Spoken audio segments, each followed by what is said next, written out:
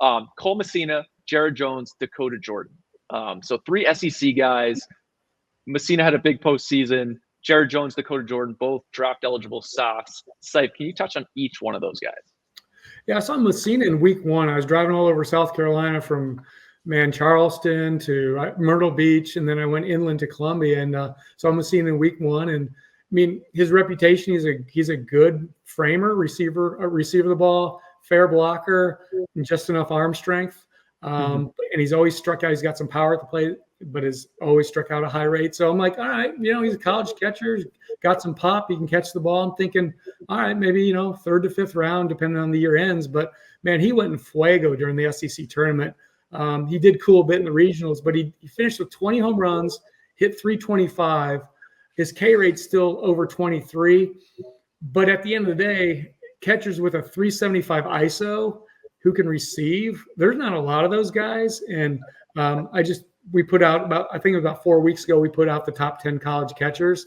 He's locked in the top 10 easily, but and he hadn't finished his season with 21 home runs in. But man, it's like, if anybody's risen behind the plate, he's definitely, because the other guys ahead of him, if your name's not Walter Yannick, the other catchers ahead of him just kind of been, okay, solid, not spectacular. To me, he looks like a big leaguer. DJ, I just want to ask you on that, because we've talked in the past, I think we've brought it up multiple times, but all these big name catchers, right, that have a chance to be a first rounder, I guess you can't do too much of it because another team might get him. But would you feel more than confident, or not confident, more than happy walking away with Carson Messina in the late 3rd, 4th round, whatever he would be, versus spending that 1st round pick on one of those other guys?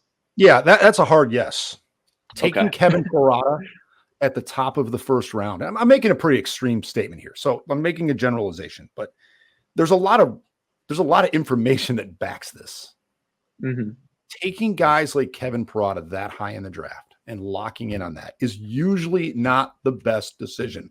Not because Kevin Parada is not a big leaguer, not because Kevin Parada is not going to be good, because you can usually get the same thing later on in Cole Messina, in Drake Baldwin, or whoever it might be. There's just too much research involved. That catching is a very difficult thing, and there's a scarcity thing to it. But there are a lot that exist just go look in the big leagues. There's a lot of day 2 Latin American and day 2 catchers.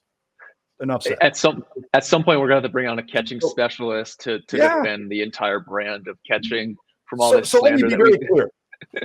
I think you're 100% right. And Sife, jump in here. Let me be very, very clear. Each year when we would start our process, and this wasn't just me sitting in there as a director, just years in different roles, there was a huge priority put on the day 2 catchers. Find me Cole Messina. And it could apply to a high school guy too. Find me Tucker Barnhart.